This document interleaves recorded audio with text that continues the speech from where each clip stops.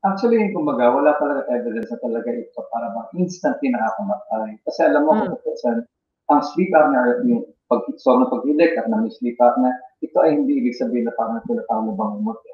No?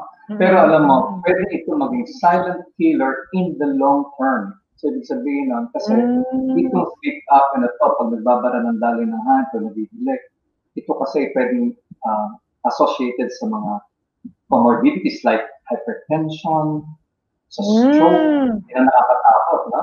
At sa matatandang tao, pwedeng mag-lead sa mga Mm. metabolic problems, o kumari insulin resistance na pwedeng mag-lead sa diabetes type 2, no?